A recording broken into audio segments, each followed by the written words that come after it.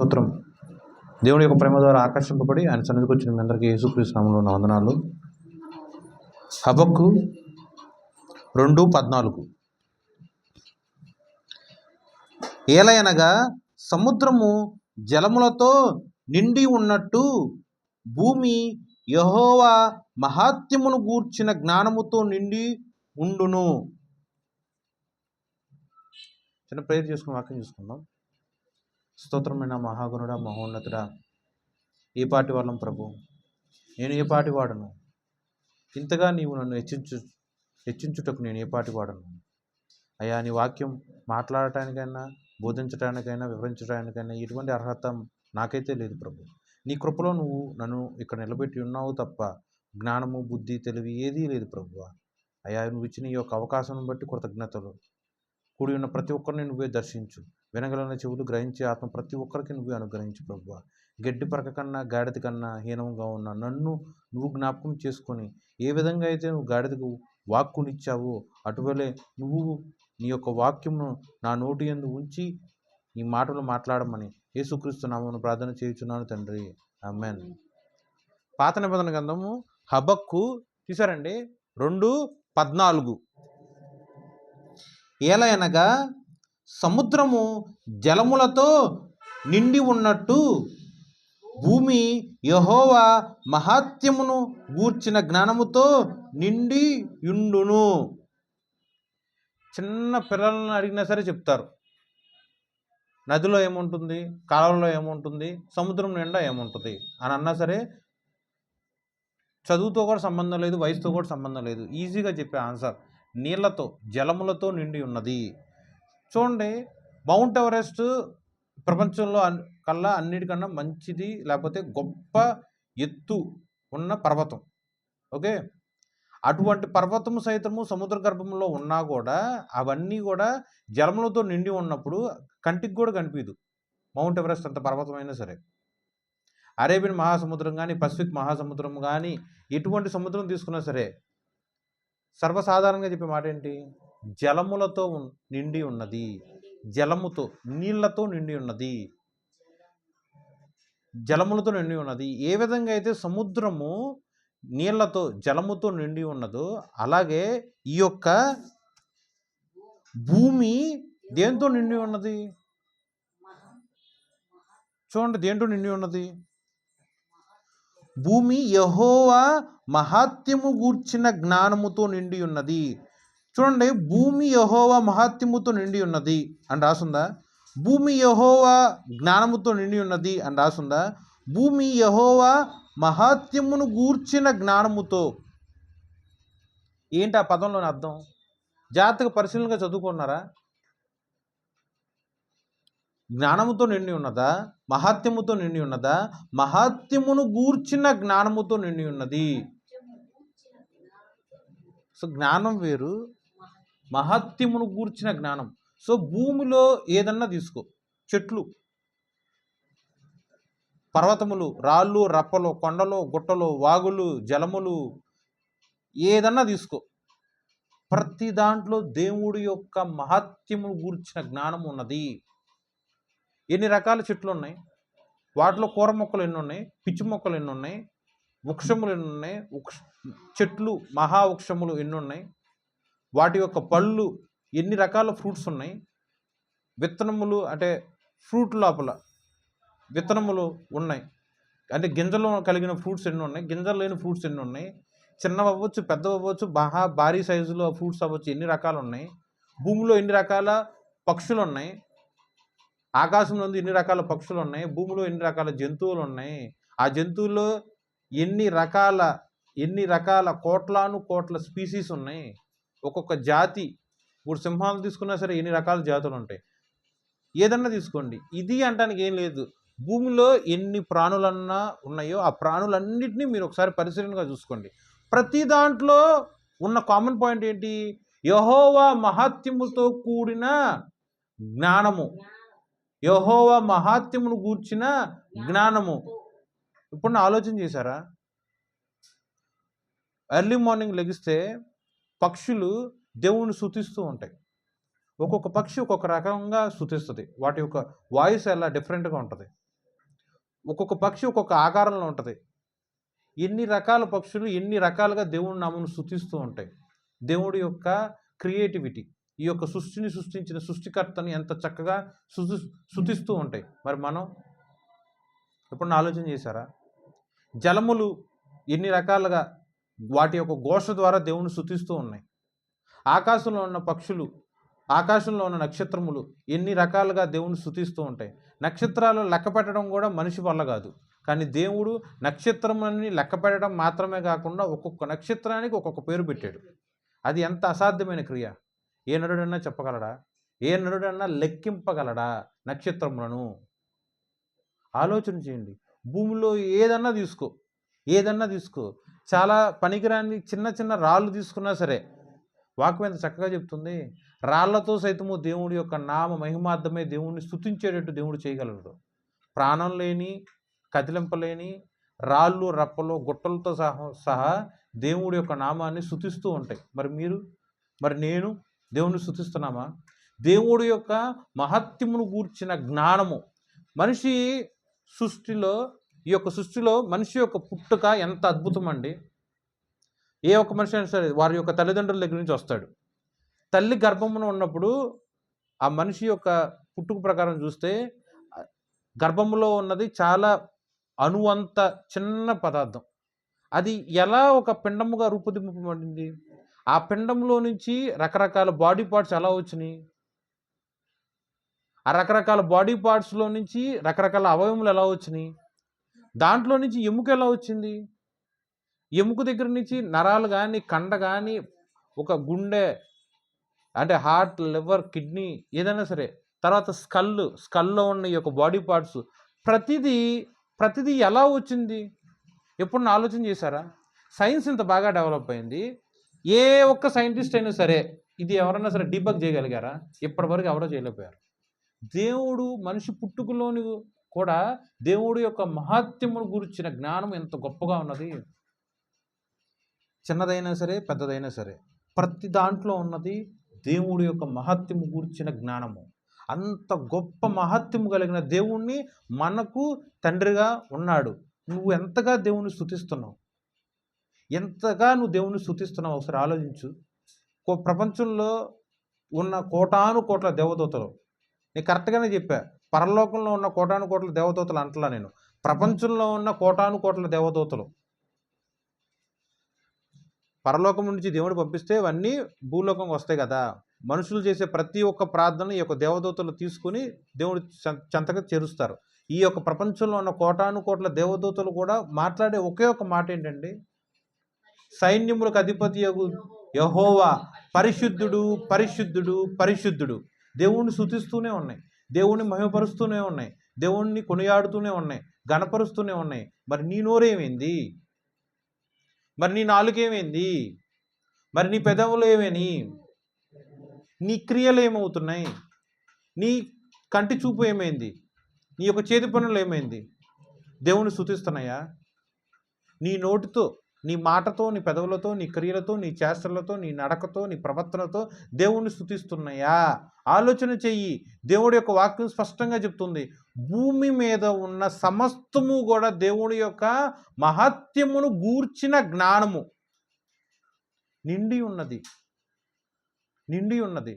ఇప్పుడు ఇందాక ఉత్తరపత్రికలో కీర్తనలు చదివినప్పుడు దాంట్లో ఒక వాక్యం ఉంది, భూమి మీద ఎన్ని రకాల కూర మొక్కలు దేవుడు సృష్టించాడు. ఏంటి పాలకూర, తోటకూర మాత్రమేనా? ఎన్ని రకాల కాయగూరలు ఉన్నాయి, ఎన్ని రకాల ఆకుకూరలు ఉన్నాయి. ఇవి తినొచ్చు, ఇవి తినకూడదు అన్నట్టు ఎవరలా వేరియేషన్స్. ప్రతిదీ నీకోసమేగా సృష్టించింది, ప్రతిదీ మనందరి కోసమేగా సృష్టించింది. నీ కంటికి కనిపించే ఏ ఒక్కటైనా సరే ఆ ఒక్కటిలో దేవుడి యొక్క మహత్యమును గూర్చిన జ్ఞానం ఉన్నది. నువ్వు చూసినప్పుడల్లా దేవుడి యొక్క జ్ఞానాన్ని జ్ఞాపకం చేసుకో. నువ్వు ఏ పక్షిని చూసినా, నువ్వు ఏ స్వరము విన్నా, నువ్వు ఏ జీవిని చూసినా, ఏ జంతువుని చూసినా, నువ్వు తినే ఆహారం, నీ కంటి ముందు ఉన్న ఏ రకమైన ఆహారమైనా సరే, ఏది చేసినా, నువ్వు ఏది తిన్నా, ఏది తాగినా, ఏది ధరించినా, ప్రతి దాంట్లో దేవుడి యొక్క మహత్యమును గూర్చిన జ్ఞానము నిండి ఉన్నది. దేవుడిచ్చిన జ్ఞానంతోనే. దేవుడిచ్చిన ఘనతతో ఇవన్నీ నిండి ఉన్నది. మరి నువ్వు ఎంతగా దేవుణ్ణి స్తుతించాలి ఆలోచన చేయి. దేవుడికి తగినంతగా, కావలసినంతగా నువ్వు దేవుణ్ణి స్తుతిస్తున్నావా? నువ్వు దేవుణ్ణి స్తుతిస్తున్నావా? సముద్రము జలములతో నిండి ఉన్నట్లు భూమి యెహోవా మహాత్మ్యములతో నిండి ఉన్నట్లు. చదివారా వాక్యం? చదివారా? మరి ప్రశ్న అర్థమైందా మీకు? ప్రతి దాంట్లో దేవుడు ఉన్నాడు, ప్రతి దాంట్లో దేవుడు ఉన్నాడు. మరి నువ్వు అనుభవిస్తున్నా, నువ్వు భోజనం చేస్తున్నా, నువ్వు పానం చేస్తున్నా, లేకపోతే నువ్వు ధరించుతున్నా, ఏదైనా సరే దాంట్లో ఉన్న దేవుడి యొక్క మహాత్మ్యమును గురించిన జ్ఞానమును నువ్వు ఎంతవరకు స్తుతిస్తున్నావు ఒకసారి పరిశీలనగా చూసుకొని చేయండి. ఓకేనా? ఈ యొక్క వాక్యానికి ఉపమానముగా ఒక భక్తుడి గురించి మాట్లాడుకుందాం. ఫర్ సపోజ్ చూడండి, యేసేపు గురించి మాట్లాడదాం. దానికన్నా ముందు కీర్తనలు చూడండి, 115 కీర్తనలు 115:1. ఈ యొక్క హబక్కు 2:14కి కీర్తనలు 115:1కి ఏంటి సంబంధం ఒకసారి పరిశీలనగా చదువుదాం. మాకు 115:1 కీర్తనలు, మాకు కాదు,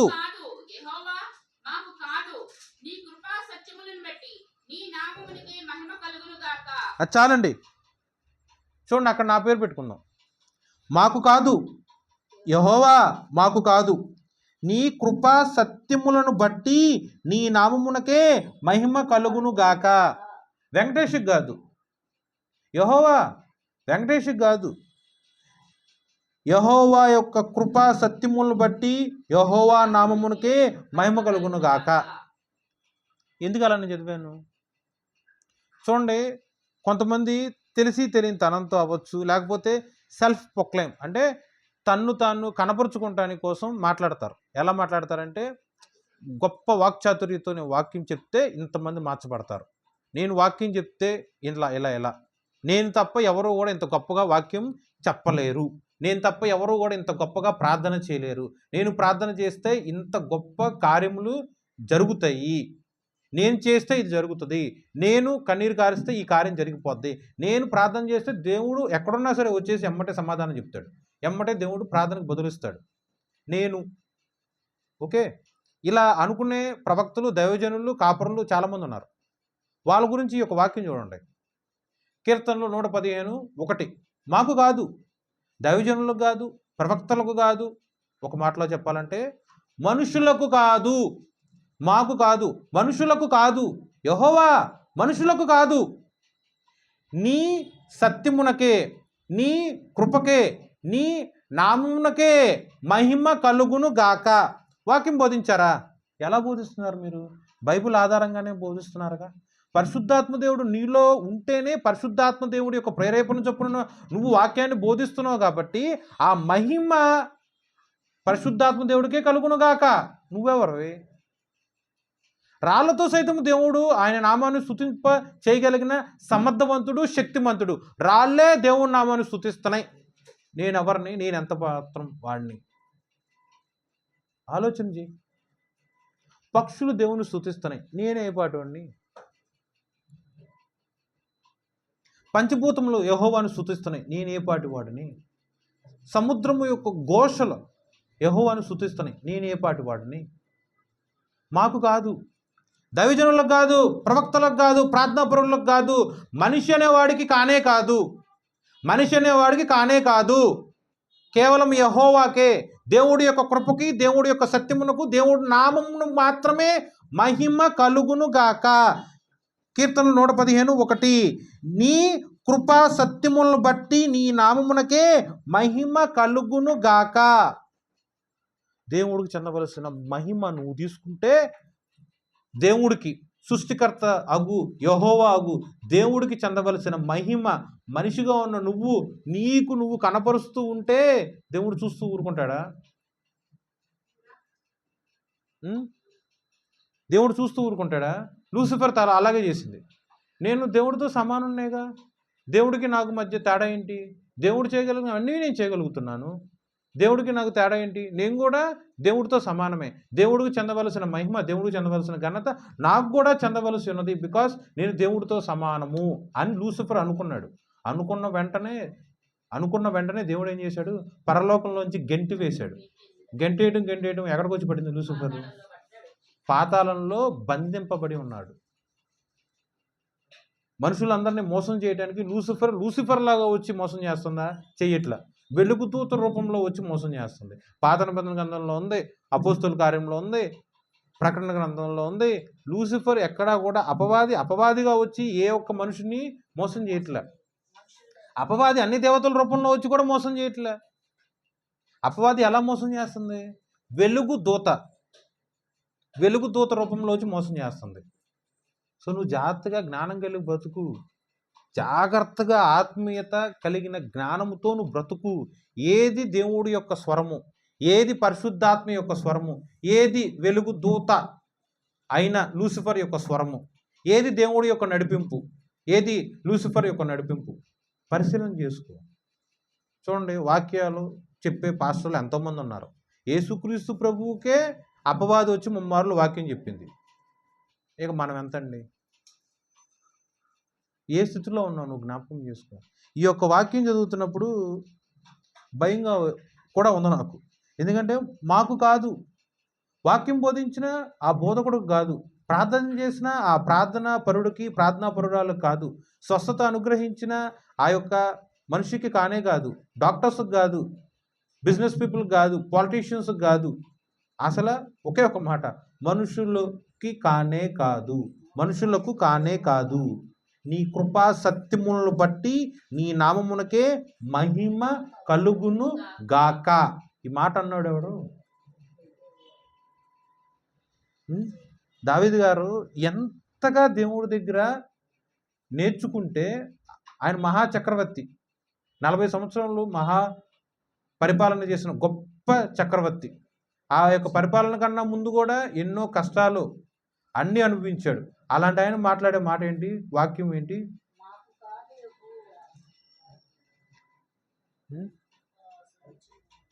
దేవుడికి మహిమ కలుగును గాక. దేవుని యొక్క దూతలు ఎంత గొప్ప కార్యములు చేస్తున్నాయి. దేవుడు చెప్పిన ఆజ్ఞని తూచా చెప్పకుండా వచ్చి ఈ యొక్క భూలోకంలోకి ఎంత గొప్ప కార్యములు చేస్తున్నాయి. ప్రార్థన తీసుకెళ్తామైనా సరే, స్వస్థత ఇవ్వటమైనా సరే, దేవుడి దగ్గర నుంచి వర్తమానాలు కనపరచటమైనా సరే, దేవుడి యొక్క చిత్తాన్ని నెరవేర్చడంలో అయినా సరే, ఎన్ని గొప్ప కార్యములు దేవుని యొక్క దూతలు చేస్తున్నాయి. అలాంటి దేవుని యొక్క దూతలు కూడా చేసే పని ఏంటి? దేవుణ్ణి స్తుతించటం, దేవుణ్ణి కొనియాడటం, స్తుతించటం. పరిశుద్ధుడు పరిశుద్ధుడు పరిశుద్ధుడు, దేవుణ్ణి స్తుతించటమే.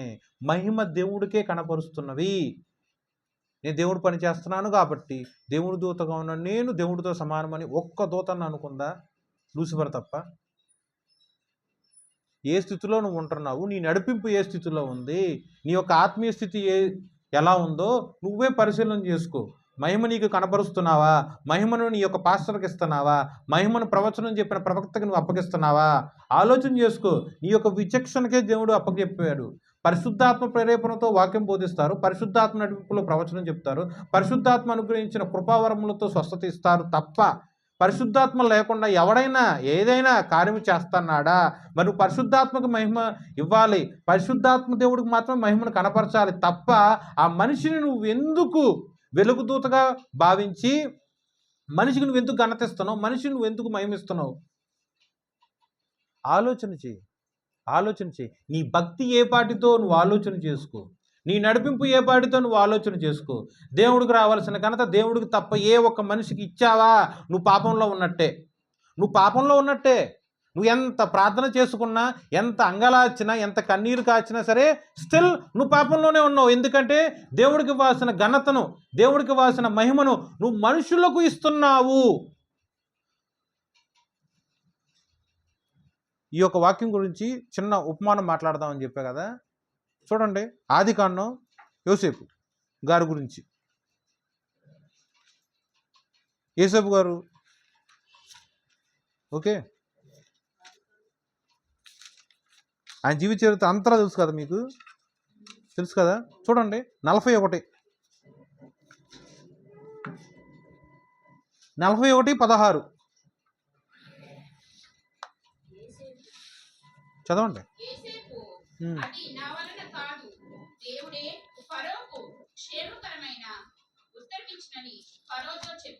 ఒక్క నిమిషం ఆగండి, చాలండి.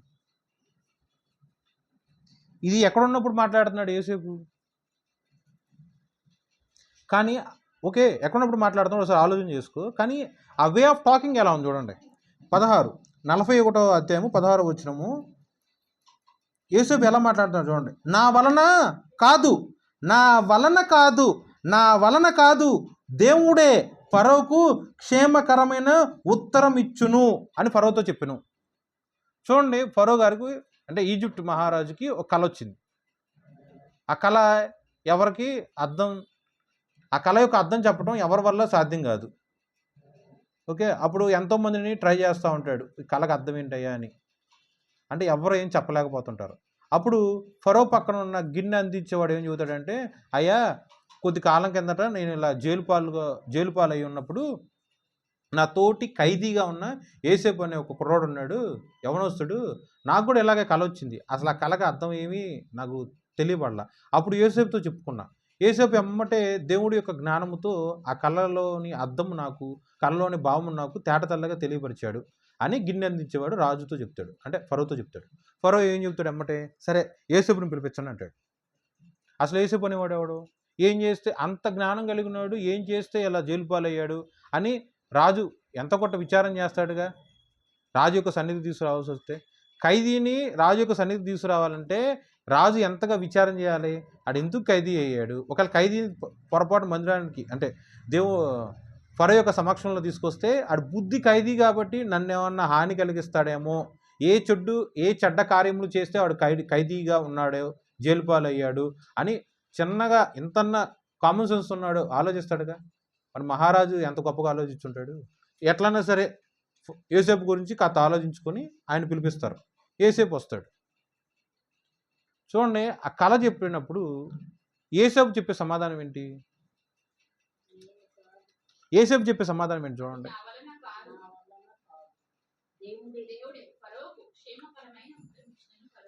ఒక కళ చెప్పి, లేకపోతే ఒక ప్రశ్న సంధించి, లేకపోతే ఒక వర్తమానం చెప్పి, లేకపోతే ఒక సమస్య చెప్పినప్పుడు నిజంగా దేవుడి యొక్క ఆత్మ కలిగిన వాడు ఎలా మాట్లాడతాడంటే ఇలా మాట్లాడతాడు. యోసేపు వల్ల కాదు, వెంకటేష్ వల్ల కాదు, సీతమ్మ వల్ల కాదు. మీకు ఏ సేవకులు ఏ దైవజనులు తెలుసో వాళ్ళ పేర్లు పెట్టేసుకోండి, వాళ్ళ వల్ల కాదు. దేవుడే ఫరోకి, ఫరో ఎవరు? అన్యుడు, విగ్రహారాధికుడు. ఫరోకి క్షేమకరమైన ఉత్తరం ఇచ్చును. ఆ కళలోని భావమును ఉత్తర రూపంగా దేవుడు ఇస్తాడు. చూడండి, కళ చెప్పినాడు ఎవడు? ఫరో వచ్చి యోసేపుతో చెప్పాడు. కళ యొక్క భావం చెప్పేవాడు ఎవడు? యోసేపే. యోసేపు తనకున్న ఆత్మీయ జ్ఞానం బట్టి కళలోని భావం చెప్పాడు. ఓకే, భావం చాలా క్లియర్గా చెప్తాడు. ఇదిగో ఇన్ని సంవత్సరాలు పంట బాగా వస్తుంది, మళ్ళీ ఇన్ని సంవత్సరాల పాటు ఇదిగో ఇంత కరువు వస్తుంది. ఈ కరువు ఎంత ఘోరంగా ఉంటుందంటే ప్రపంచంలో ఎక్కడ కూడా పంట రాదు. ఓకే, ప్రపంచంలో మనుషులందరూ కూడా కరువు పాలైపోయి తినడానికి కూడా లేకుండా బతుకుతారు. ఇలా కళ మొత్తం తేటతెల్లగా చెప్తాడు. దేవుడు స్వయాన వచ్చి అక్కడ కళలో భావం చెప్పాడా? చెప్పలేదు కదా. మీరు ప్రాక్టికల్గా ఆలోచించండి. ఒక మనిషికి మధ్య జరిగిన సంభాషణ అంటే ఫరోకి యోసేపుకి, మరి ఇద్దరు వ్యక్తులు, ఇతనేమో ఫరో, ఇతనేమో యోసేపు. ఫరోకి యోసేపుకి మధ్య జరిగిన సంభాషణ. ఇక్కడ ఎక్కడా కూడా యేసుక్రీస్తు ప్రభు, లేకపోతే పరిశుద్ధాత్మ దేవుడు, లేకపోతే యెహోవా దేవుడు లిటరల్గా అక్కడ ప్రత్యక్షమయ్యి మాట్లాడిన దాఖలు ఎక్కడా లేదు. ఓకే, ఒక అన్యుడు, ఒక ఫరో ఇలా ఒక ప్రశ్నను సంధించాడు. ఆత్మీయత కలిగిన ఒక యవనస్తుడు ఆ ప్రశ్నకు, లేకపోతే ఆ కళలోని భావము తిరిగి బదులిచ్చాడు. ఆ బదులు ఇచ్చినప్పుడు ఎలా మాట్లాడుతున్నాడు? మాట్లాడినాడు యోసేపే. యోసేపు మాట్లాడినప్పుడు అక్కడ విన్న వాళ్ళందరూ చక్కగా చూస్తూనే ఉన్నారుగా. దేవుడు వచ్చి దేవుడు యొక్క నాలుగుతో పదాలతో మాట్లాడా? మాట్లాడలా. యోసేపు మాట్లాడాడు, అది మనుషులందరూ చూశారు, మనుషులందరూ విన్నారు. కానీ యోసేపు ఎలా మాట్లాడాడు? యోసేపు వల్ల కాదు, ఇది నా వల్ల కాదు. యోసేపు ఎలా మాట్లాడుతున్నాడు? ఇది నా వల్ల కాదు, దేవుడే ఫరోకి ఉత్తరం ఇచ్చుచున్నాడు. నువ్వు మందిరంలో ఉన్నప్పుడు తోటి విశ్వాసులు ఎవరన్నా వచ్చి, అయ్యా నాకు ఇలా కళ వచ్చింది, నాకు ఆ కళలోని అర్థం తెలియట్లేదు అయ్యా అని అడిగినప్పుడు, నాకు చెప్పు, నీ కళ్ళలోకి అర్థం చెప్తా అన్నప్పుడు వాళ్ళు ఏదో కళ చెప్పారు, ఆ కళలోని అర్థం నువ్వు చక్కగా చెప్పావు. నువ్వు భలే చెప్పావు అనగానే నువ్వు ఉప్పొంగిపోయిన సందర్భాలు ఎన్ని ఉన్నాయి, నువ్వు ఆనందపడే సందర్భాలు ఎలా ఉన్నాయి. అప్పుడు వాళ్ళు ఒకవేళ అంటారేమో, చర్చిలో చాలామంది ఉన్నారు, చర్చిలో ఎవరు అడిగినా ఎవరు ఏ కళ్ళకి అర్థం చెప్పలేకపోయారు, నువ్వు మాత్రం భలే చెప్పేవే అని ఒకవేళ పొగిడితే నువ్వు ఎంత ఉప్పొంగిపోయి ఉంటావు. అది తగునా? అలా ఉండొచ్చా? ఎలా మాట్లాడాలి? నా వల్ల కాదు, నా వల్ల కాదు, దేవుని వల్లనే సాధ్యం. ఫరోకి క్షేమకరమైన ఉత్తరం ఇచ్చిన వాడు ఎవడు? యెహోవా అగు దేవుడు. 25వ వచనం చూడండి. 25. అందుకు యోసేపు, ఫరో కలిగిన కల ఒక్కటే, దేవుడు తాను చేయబోచున్నది ఫరోకు తెలియజేసెను. ఆ 7 మంచి ఆవులు, ఆ 7 సంవత్సరములు. చాలండి. చూడండి, ఈ యొక్క 25వ వచనంలో చూడండి, దేవుడు తాను చేయబోచున్నది ఫరోకు తెలియజేసెను. కళ వచ్చింది ఫరో గారికి, కళ యొక్క వర్తమానము చెప్పిందేమో యోసేపు, కళ వచ్చింది కూడా ఫరో ఎవరో ఒక అన్యుడు, ఆ కళలోని భావము దేవుడు యోసేపు ద్వారా తెలియజేశాడు. యోసేపు ఎలా తన పేరు ఎక్కడెక్కడ పెట్టుకున్నాడా? మళ్ళీ దేవుడి గురించే మాట్లాడుతున్నాడు. దేవుడు తాను చేయబోచున్నది ఫరోకు తెలియజేశాను. ఫరోకి తెలియకే కదా మనుషులందరినీ, చుట్టుపక్కల ఉన్న జ్ఞానులందరినీ, రాజ్య సంస్థానంలో ఉన్న అధిపతుల్ని, జ్ఞానుల్ని అందరినీ అడిగాడు ఫరో, ఈ కళకు అర్థం ఏంటి, ఈ కళకు అర్థం ఏంటి, ఈ కళకు అర్థం ఏంటి, అందరినీ అడిగాడు, ఒక్కడు కూడా తెలియజేయలేదు. కానీ యోసేపు గారు ఎలా మాట్లాడుతున్నారు? దేవుడు తాను చేయబోచున్నది ఫరోకు తెలియజేసెను. సో కళ యొక్క భావం చెప్పింది యోసేపే, కానీ తను ఎవరిని గణపరిచాడు? నువ్వు నోటి మాటతో దేవుని గణపరిచాడు. నీకు అర్థం చెప్పింది ఎవరు? దేవుడే. జరగబోచున్నది నీకు తెలియజేసింది దేవుడే, యెహోవాయే. అర్థమైందా? 16వ వచనంలో అర్థమైందా? 25వ వచనంలో అర్థమైందా? మళ్ళీ 28 చూడండి.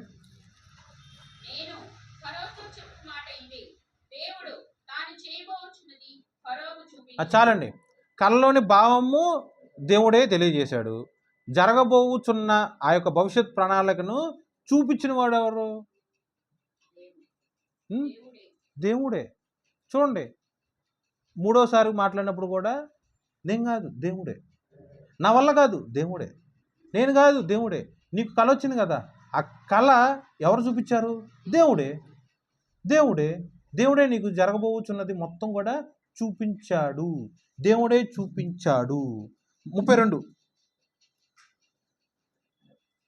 ఈ కార్యము దేవుని వల్ల నిర్ణయింపబడి ఉన్నది, ఇది దేవుడు శీఘ్రముగా జరిగించును, అందుచేతనే ఆ కళ ఫరోకు రెట్టింపబడెను. చాలండి. చూడండి, దేవుని మళ్ళీ ఎలా గణపరిచాడు చూడండి. ఈ కార్యము దేవుని వలన నిర్ణయింపబడి ఉన్నది, ఇది దేవుడు శీఘ్రముగా జరిగించును, అందుచేతని ఈ కళ ఫరోకు రెట్టింపబడెను. ఆ కళ 1కి 2 సార్లు అన్నట్లు తొందర పెట్టేటట్టు, టెన్షన్ వచ్చేటట్టు, ఏంటి ఏంటి ఏంటి అనే యాంగ్జైటీ క్రియేట్ అయ్యేటట్టు ఫరోకి ఆ కళ వస్తుంది. దాన్ని బట్టే ఇలా రెట్టింపు అన్న పదం వాడారు. కానీ ఆ యొక్క వచనంలో చూడండి, 32వ వచనంలో కూడా ఎంత చక్కగా రాశారంటే, అక్కడ కూడా దేవుణ్ణే కనపరిచాడు. ఈ కార్యము దేవుని వలన నిర్ణయింపబడి ఉన్నది. చూడండి, భవిష్యత్తులో వచ్చే ఆ యొక్క కరువు గురించి దేవుడు నిర్ణయించేశాడు. భవిష్యత్తులో వచ్చే ఆ యొక్క కరువు గురించి దేవుడు ఫరోకు చూపించేశాడు. భవిష్యత్తులో జరిగే ఆ యొక్క కార్యముల గురించి దేవుడు ఫరోకి వివరణతో కూడిన ఉత్తరమును శ్రేష్టముగా దేవుడు తెలియజేశాడు. ప్రతి దాంట్లో దేవుడు నీకు చూపించాడు. దేవుడు నీ పట్ల కలిగిన యొక్క ప్రణాళిక సిద్ధం చేస్తున్నాడు. దేవుడు నీకు వివరణ ఇచ్చాడు. అంటే నీకు అర్థం కావట్లేదు కదా, నీకు దేవుడు చక్కగా అర్థమయ్యేటట్టు క్షేమకరమైన ఉత్తరం దేవుడు నీకు ఇచ్చాడు. నువ్వు ప్రశ్నలో ఉన్నావు, సంసిగ్ధంతో ఉన్నావు, అప్పుడు దేవుడు నీకు క్షేమకరమైన ఉత్తరం ఇచ్చాడు. దేవుడే ఇచ్చాడు. ముమ్మారులు మాట్లాడిన దాంట్లో దేవుడే ఇచ్చాడు, దేవుడే చూపించాడు, దేవుడే మాట్లాడాడు, దేవుడే నిర్ణయించున్నాడు. చూడండి ద వే ఆఫ్ టాకింగ్ ఎలా ఉందో. అది కూడా ఏ పరిస్థితిలో ఉన్నప్పుడు మాట్లాడాడండి? ఆశీర్వాదాలు ఎంతో గొప్పగా ఉన్నతమైన స్థితిలో ఉన్నప్పుడు, ఒక ప్రవక్త హోదాలో ఉన్నప్పుడు, ఒక దైవజనుడు హోదాలో ఉన్నప్పుడు, ఒక అపోస్తులు లాంటి హోదాలో ఉన్నప్పుడు, దేవుడితో సమానముగా ఉన్నాడు అన్న హోదాలో ఉన్నప్పుడు యోసేపు మాట్లాడిన మాట కాదు. ఖైదీ ఖైదీ ఖైదీ హోదాలో ఉన్నప్పుడు మాట్లాడాడు. ఖైదీ నువ్వు మాట్లాడావా? చిన్న నింద మీద పడితే చాలు ఇదే పరిస్థితి ఎక్కి ఆడటం. నేను అందరికీ మేలే చేశాను, మరి అందరూ అన్నే అంటున్నారు, ఏడవటం. ఓకే, ఇంకేదో ఒకటి. ఖైదీ హోదాలో ఉన్నప్పుడు ఇలా మాట్లాడటం ఎంత ఆత్మీయత కావాలి? ఆలోచించి. అందులోనూ ఆ రాజు కబురు పంపించినప్పుడు యోసేపు ఏం చేస్తాడు? తన యొక్క సూట్ కేసులో ఉన్నట్లో కల్లా మంచి బట్టలు తీసి క్షవరం చేసుకొని, గడ్డం చేసుకొని, జుట్టుకి అంటే మంచిగా హెడ్ బాత్ చేసి, జుట్టుకి ఎలా పడితే చిందరవందర అవ్వకుండా మంచి హెయిర్ ఆయిల్ అన్నీ అప్లై చేసుకొని నీట్గా వస్తాడు. అధికారుల దగ్గరికి వెళ్ళేటప్పుడు పిచ్చి పిచ్చి బట్టలు వేసుకొని, చినిగిపోయిన బట్టలు వేసుకొని వెళ్తే వాళ్ళు అయ్యో వాడు లేనోడు, వాడికి ఇలా సాయం చేస్తే మేలు చేస్తేనట్టు ఉంటుందేమో, లేనోడు కాబట్టి సహాయం చేస్తే బాగుంటుందేమో, మన మీద జాలి కలగటానికి మనం పిచ్చి పిచ్చిగా వెళ్తే బాగుంటుందేమో, సహాయం పొందుకోవడానికి అయ్యా అయ్యా అని అడుక్కోవాలి కాబట్టి టిప్ టాప్కి వెళ్తే ఎవడికి మన రూపాయి ఏడు కాబట్టి కొంచెం లేని స్థితిలో కనపరుచుకుంటే అందరూ మనకు సహాయం చేస్తారేమో అన్నట్టు మనుషులు ఆలోచిస్తారు. యోసేపు ఎలా ఆలోచించాడు? ఎలా వెళ్ళాడు? రాజు దగ్గరికి ఎలా వెళ్ళాడు? దేవుని యొక్క కొడుకుగానే వెళ్ళాడు. ఉన్నట్లో ఎవడో బట్టలు తెచ్చుకోవాలా మళ్ళీ? అరే నేను రాజు దగ్గరికి వెళ్తున్నాను, నాకు ఇలా ఒక జత అప్పు ఇవ్వని ఎవరిని అడగల. తన సొంత బట్టల్లో ఉన్నట్లో మంచిది తీసుకొని నీట్గా వైరాగ్యం కలిగినట్టు గడ్డలు పెంచుకోవటం, అలా ఏం కాకుండా చిందరవందరగా కాకుండా అల్లరోళ్ళలా కాకుండా యవనస్తుడే ఎంతగా తన యొక్క ఆత్మీయత మెచ్యూరిటీ ఉంది, తన ఫిజికల్ అపియరెన్స్ అంత కరెక్ట్గా ఉంది. దేవుడి యొక్క చిత్తం ప్రకారము మొత్తం దేవుడి దగ్గర నుంచి తెలుసుకొని రాజు యొక్క సమక్షంలోకి చేర్చబడిన తర్వాత రాజుతో మాట్లాడిన ప్రతి మాటలో కూడా నా వల్ల కాదు, దేవుడు నిర్ణయించాడు ఈ కార్యాన్ని, నా వల్ల కాదు, దేవుడు ఈ కార్యమును నీకు చూపించాడు, నా వల్ల కాదు, దేవుడు నీ ప్రశ్నకు క్షేమకరమైన ఉత్తరం ఇచ్చి ఉన్నాడు. నువ్వు మాట్లాడుతున్నావా? దేవుడి యొక్క కృపలో ఆత్మని సంధించినప్పుడు నువ్వు చక్కగా ప్రార్థన చేస్తున్నావు, దేవుడికే మహిమ కలుగును గాక. నువ్వు చక్కగా ప్రార్థన చేస్తున్నావు, ప్రార్థన అయిపోయిన పిమ్మట తోటి విశ్వాసులతో మాట్లాడతారు, దేవుడు భలే ప్రార్థన ఇచ్చాడు నాకు. నీకు ఇచ్చాడా దేవుడు, లేక దేవుడు నీ ద్వారా ప్రార్థన చేయించాడా? ఆలోచన చేయండి. ఎలా నువ్వు మాట్లాడుతున్నావు? నువ్వు దేవుడిని కనపరుస్తున్నావా, లేకపోతే ఇక్కడున్న వాళ్ళందరిలో కల్లా దేవుడు నన్నే వాడుకొని గొప్పగా ప్రార్థన చేయించాడు అని నిన్ను నువ్వు ప్రొక్లైమ్ చేసుకుంటున్నావా? ఆలోచన చేసుకో. 39వ వచనం, 39. దేవుడిదంతయు నీకు తెలియపరచను గనుక నీ వలే వివేక జ్ఞానములు గలవారు ఎవరనూ లేరు. చూడండి 16వ వచనము. యోసేపు గారి జీవితంలో ఈ యొక్క 41వ అధ్యాయం, ఆది కాండము 41వ అధ్యాయంలో 16వ వచనము యోసేపు గారు మాట్లాడారు, 25వ వచనము యోసేపు గారు మాట్లాడారు, 28వ వచనము యోసేపు గారు మాట్లాడారు, 32వ వచనము యోసేపు గారు మాట్లాడారు. ఈ యొక్క వచనాల్లో ఉన్న అర్థం ఏంటంటే, నా వల్ల కాదు, యెహోవా నీకు ఉత్తరం ఇచ్చను, యెహోవా నీకు చూపించను, యెహోవా నీకు బదులు ఇచ్చాడు, దేవుడి యొక్క చిత్తంలో ఉన్న ఈ యొక్క కార్యములు దేవుడు నిర్ణయించి ఉన్నాడు. ప్రతిదీ యోసేపు మాట్లాడిన మాట. యోసేపు మాట్లాడిన ఆ యొక్క మాటలను బట్టి ఫరో ఏ విధంగా తిరిగి ఉత్తరం ఇస్తున్నాడు, బదులిస్తున్నాడు. చూడండి 39వ వచనంలో ఇప్పుడు వరకు అన్న మాటలని యోసేపు, ఫరో ఏమన్నాడు? దేవుడు ఇదంతయు నీకు తెలియపరచను గనుక నీ వలె వివేక జ్ఞానము గలవాడెవడును లేడు. చూడండి, అన్యుడు సైతము సాక్ష్యం ఇచ్చేశాడు. ఏమని ఇచ్చాడు సాక్ష్యము? దేవుడు దేవుడు దేవుడు దేవుడు ఇదంతయు నీకు తెలియపరచను, దేవుడు నీకు తెలియపరచను. నీకు అనే దగ్గర నీ పేరు పెట్టుకో. దేవుడు నీకు ప్రార్థన ఆత్మ ఇచ్చెను, దేవుడు నీకు వాక్య పరిచర్య ఇచ్చెను, దేవుడు నీకు వాక్య జ్ఞానం ఇచ్చెను, దేవుడు నీకు ప్రవచన వరం ఇచ్చెను, దేవుడు నీకు స్వస్థత వరం ఇచ్చెను, దేవుడు నీకు ప్రభుత్వములు చేయు అధికారములు ఇచ్చెను, దేవుడు నీకు కృపావరములు ఇచ్చెను, దేవుడు నీకు ఆత్మఫలం ఇచ్చెను, దేవుడు నీకు ఘనత ఇచ్చెను, గనుక నువ్వు చేసావు. ఓకే, దేవుడు ఇచ్చాడు కాబట్టి నువ్వు చేసావు. పరిశుద్ధాత్మ నీలో ఉంది కాబట్టి నువ్వు చేయగలిగావు. పరిశుద్ధాత్మ లేకుండా నువ్వు చేయగలవా? నువ్వు చేయగలిగినవాడవైతే నీ వయసు 40 సంవత్సరాలు వేసుకుందాం, నీ వయసు 50 సంవత్సరాలు వేసుకుందాం, నీ వయసు అంతా వేసుకో. నువ్వు చేయగలిగిన అంత కెపాసిటీ ఉన్నాడు అయితే కనుక నువ్వు పుట్టినప్పటి నుంచి కార్యాలన్నీ చేసుకుంటూ వెళ్ళిపోవాలిగా, నువ్వు పుట్టినప్పటి నుంచి వాక్యపరి చేయాలిగా, నువ్వు పుట్టినప్పటి నుంచి ప్రవచనాలు చెప్తూనే ఉండాలిగా, నువ్వు పుట్టినప్పటి నుంచి మోకరించి అంగలారుస్తూ కన్నీటితో ప్రార్థన చేస్తూనే ఉండాలిగా, నువ్వు పుట్టినప్పటి నుంచి ఇప్పటి వరకు అద్భుత మహత్కార్యములు చేస్తూనే ఉండాలి కదా. అప్పుడు చేయలేనాడు ఇప్పుడు ఎందుకు చేయగలుగుతున్నావు? నీ పుట్టుక లేదా నీ యొక్క యవ్వన కాలంలో బాప్తిసం తీసుకోక మునుపు నీలో హోలీ గోస్ట్ పరిశుద్ధాత్మ దేవుడు లేడు. బాప్తిసం తీసుకున్న తర్వాతనే సరే ఈ కార్యం చేసావా? లేదు. బాప్తిసం తీసుకున్న తర్వాత నీలో పాలు తాగే ఆత్మీయ స్థితి ఉంది. అది అంచెలంచెలుగా పరిశుద్ధాత్మ కృపలో ఎదిగిన తర్వాత దేవుడు నీకు ఇస్తే నువ్వు చేయగలిగావు. పరిశుద్ధాత్మ దేవుడు నీలో ఉండి నీకు ఆ ప్రేరేపణ ఇస్తే నడిపిస్తే నువ్వు నడిచావు తప్ప, దేవుడు నడిపిస్తే నువ్వు నడిచావు తప్ప, దేవుడు మాట్లాడిస్తే నువ్వు మాట్లాడావు తప్ప, దేవుడు చెప్పిస్తే నువ్వు చెప్పావు తప్ప, దేవుడు జ్ఞానం ఇస్తే నువ్వు కళలోని భావం చెప్పావు తప్ప, దేవుడి యొక్క కృప వలనే తప్ప మరి దేనివల్ల నువ్వు చేయలేకపోయావు. మరలాంటప్పుడు మహిమ ఎవరికి కలగాలి? యేసేపు గారు ఏమన్నారు?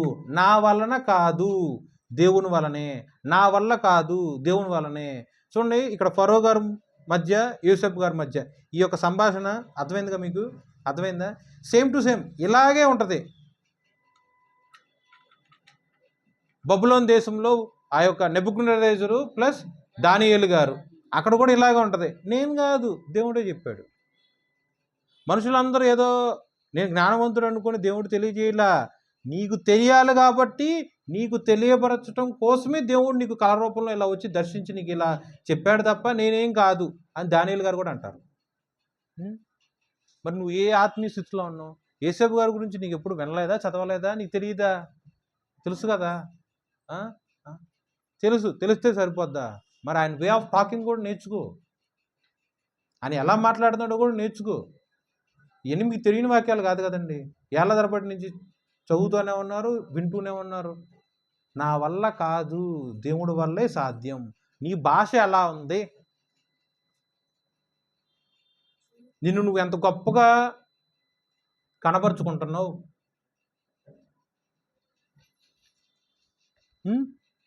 ఆలోచించి. మళ్ళీ యేసేపు గారి జీవితంలో ఇంకో చిన్న ఉదాహరణ చూద్దాం. ఆదికాండం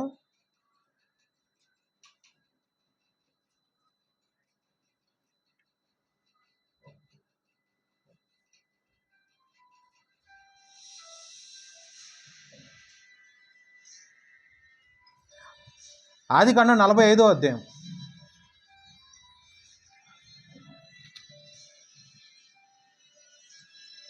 4 నుంచి 9 వరకు.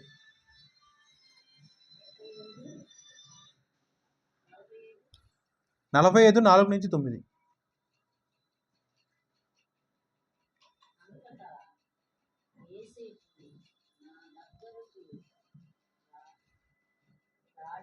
ఆదికాండము 45:4 నుంచి 9 వచనాల వరకు. మీరు చదివేది కరెక్టే, కానీ కొంచెం బలంగా శక్తిగా చదవండి.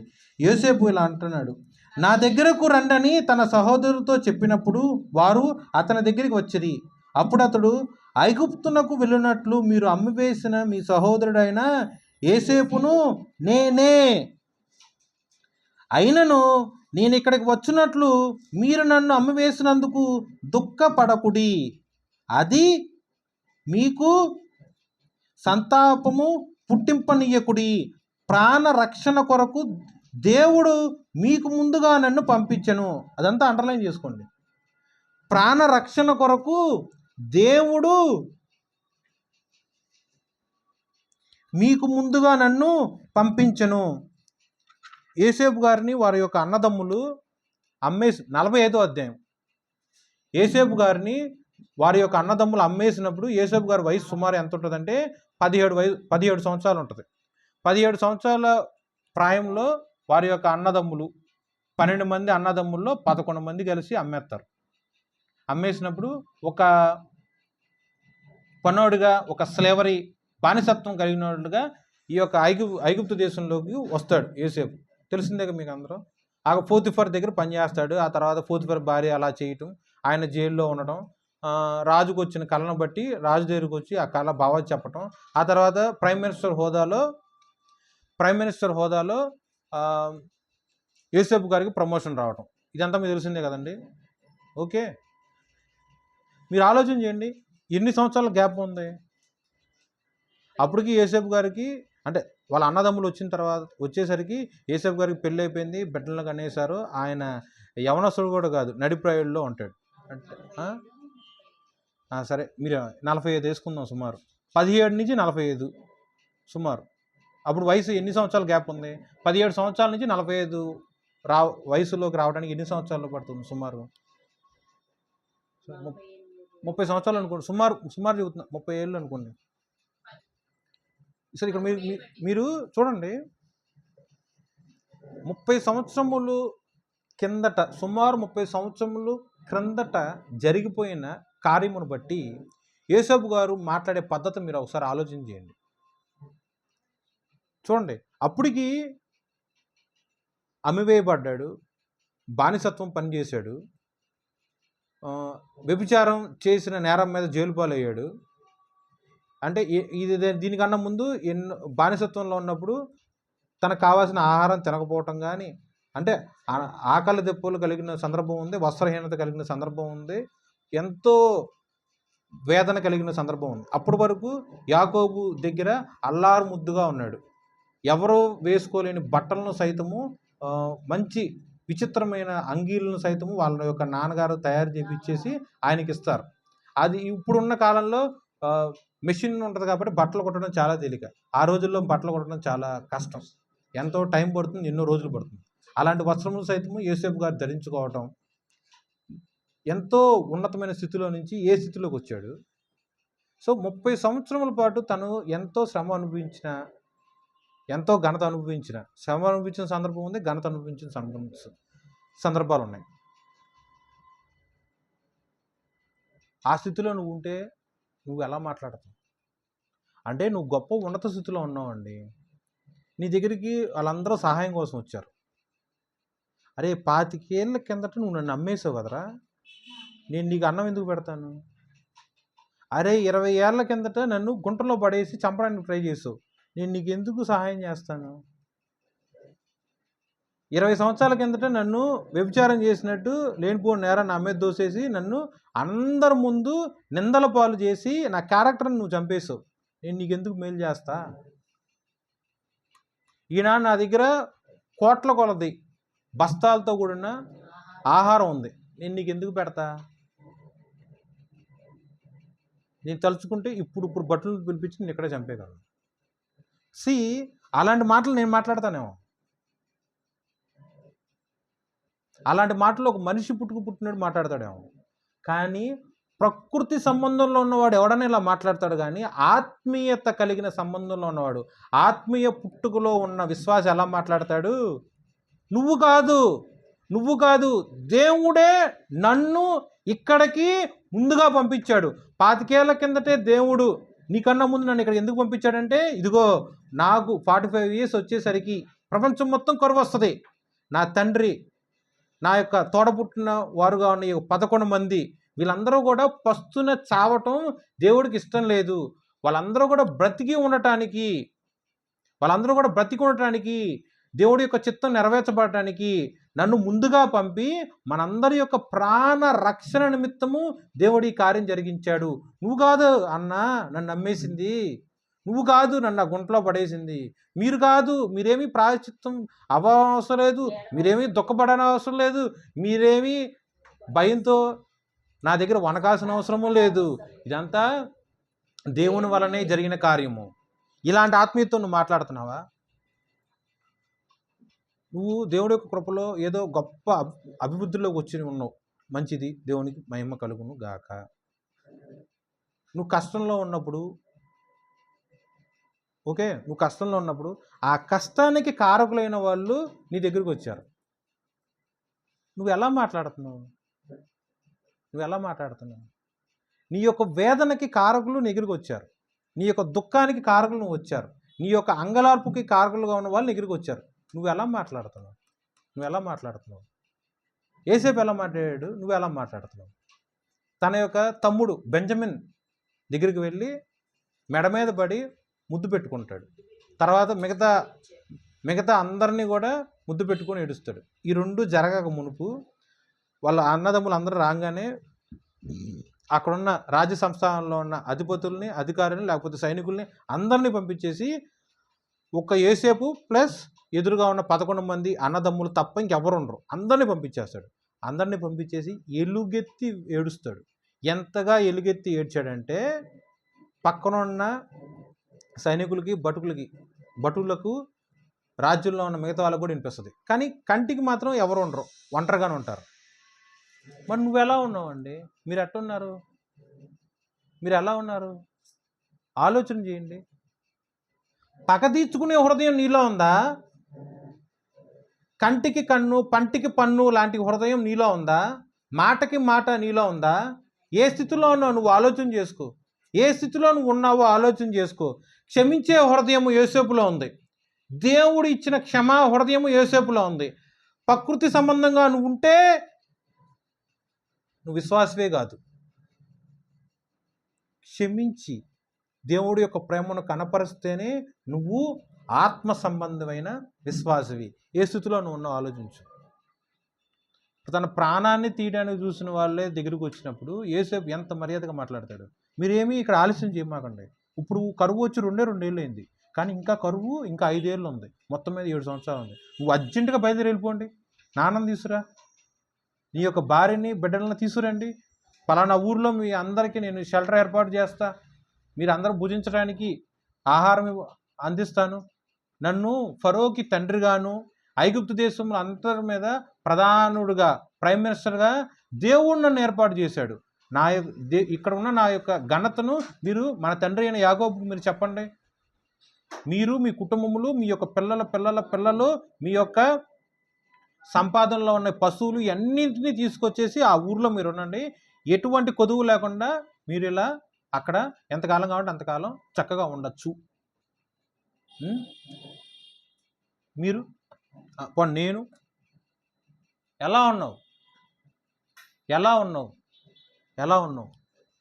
సో పేరుకి నేను విశ్వాసిని, నేను ప్రార్థన చేయగలను, నేను ప్రవచనం చెప్పగలను, నేను వాక్యం చెప్పగలను, నేను ఇది అని చెప్పుకోవటం కాదండి.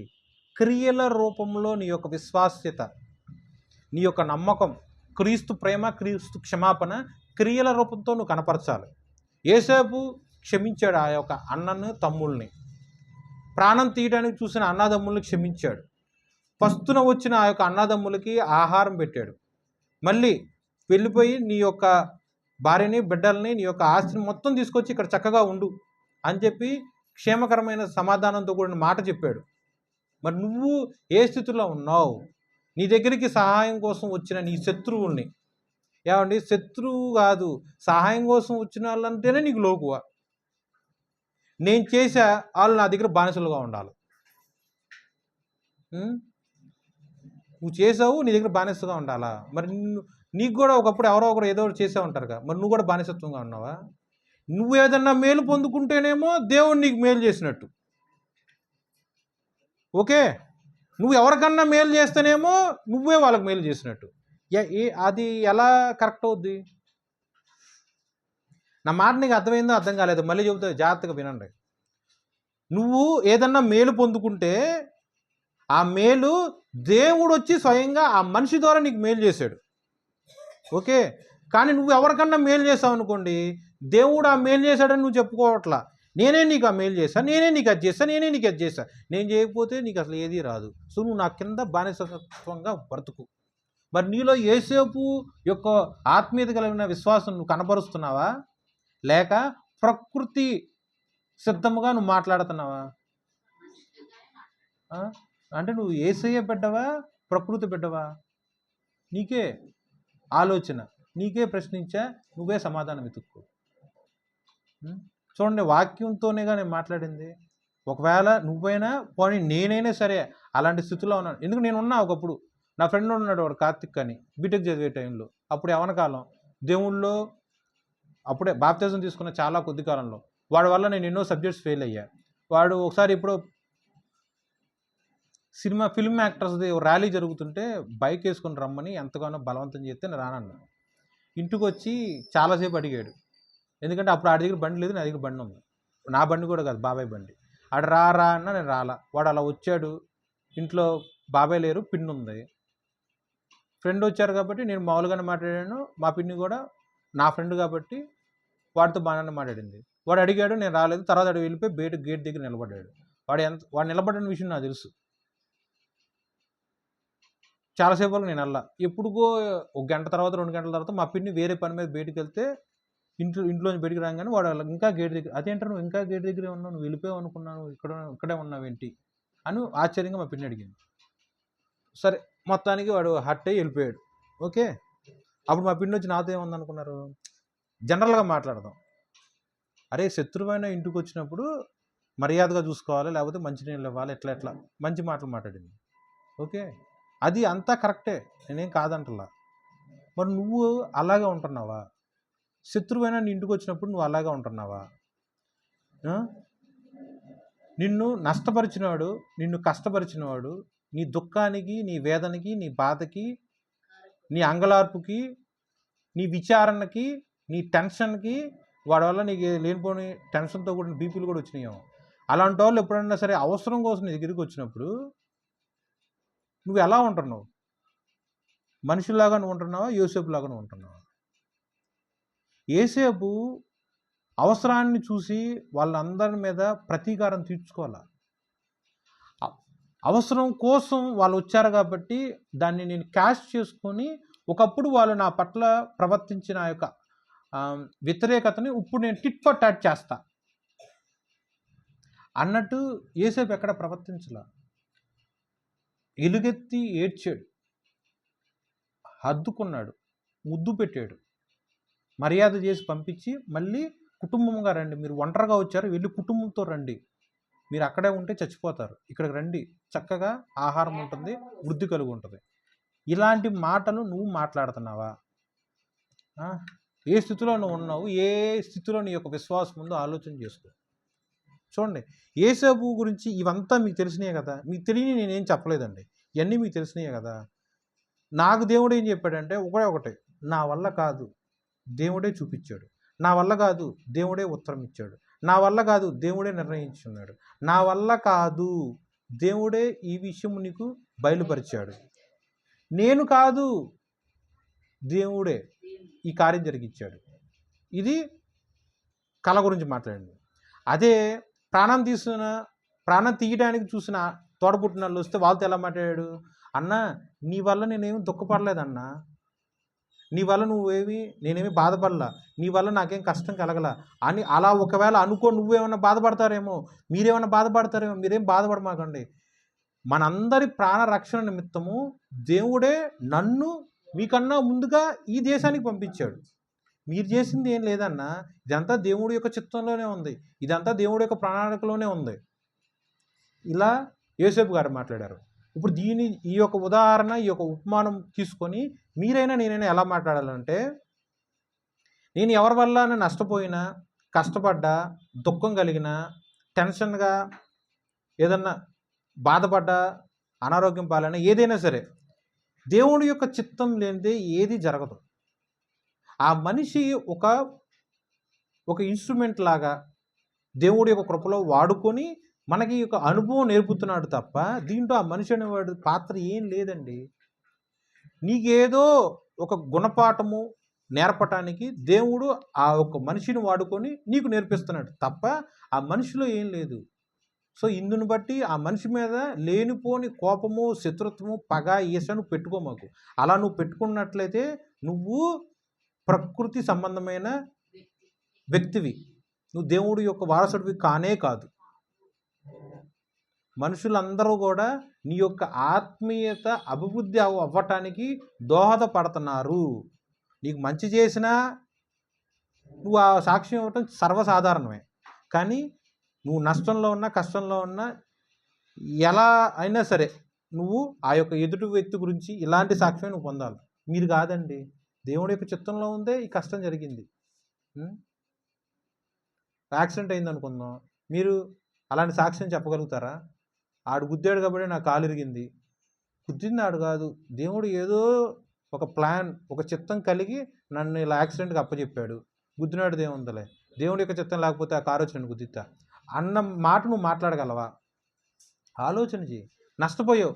దేవుడి యొక్క చిత్తం లేకపోతే నాకు ఈ ఆర్థిక సంక్షోభం జరగదు, దేవుడు ఏదో ప్రణాళిక పెట్టున్నాడు అన్న విచక్షణ నువ్వు ఎప్పుడన్నా కలిగి ఉంటున్నావా? ఆలోచన చేయండి. నీ యొక్క ఆత్మీయత, నీ యొక్క వివేచన, జ్ఞానంలో ఒకసారి పరిశీలన చేసుకో. ఓకే, ఇంతవరకు అర్థమైందా? యేసబ్బు గారి జీవితంలో 2 ఉపమానములు మాట్లాడుకున్నాం. ఓకే, అన్నిటికన్నా మూలవాక్యం ఏంటంటే, సముద్రము ఎలా అయితే జలములతో నిండి ఉన్నదో భూమి అంతా దేవుని యొక్క మహాత్యము గూర్చిన జ్ఞానముతో నిండి ఉన్నది. నీకు కంటి చూపు ఉందగా, దేవునికి మహిమ కలుగును గాక. నువ్వు చూసిన ప్రతి ఒక్క దాన్ని బట్టి దాంట్లో దేవుడి యొక్క మహత్యం కలిగి ఉంది. నువ్వు వింటున్నావుగా, మనిషి యొక్క మాట కాదు, సృష్టి యావత్తులో ఉన్న ప్రకృతిలో నుంచి వచ్చిన ప్రతి ఒక్క శబ్దమును బట్టి దేవుడి యొక్క మహత్యం గురించిన జ్ఞానమును నువ్వు స్తుతించు. నీకు ఒక శరీరం ఉంది, నీకు ఒక ఆకారం ఉంది, నీ యొక్క స్కిన్ మీద పడే ప్రతి ఒక్క స్పర్శ, అంటే ఎండ, వాన, చలి, ఇంకా ఏదైతే అది, ఇవన్నిటిని బట్టి కూడా దేవుడి యొక్క మహత్యముతో కూడిన జ్ఞానమును నువ్వు కీర్తించు. ఏ స్థితిలో నువ్వు ఉన్నావు ఆలోచన చేయండి. అర్థమైందా? దేవుడు ఈ వాక్యాన్ని మన హృదయంలో ఫలించి అభివృద్ధి చేయునుగాక. ఆమేన్.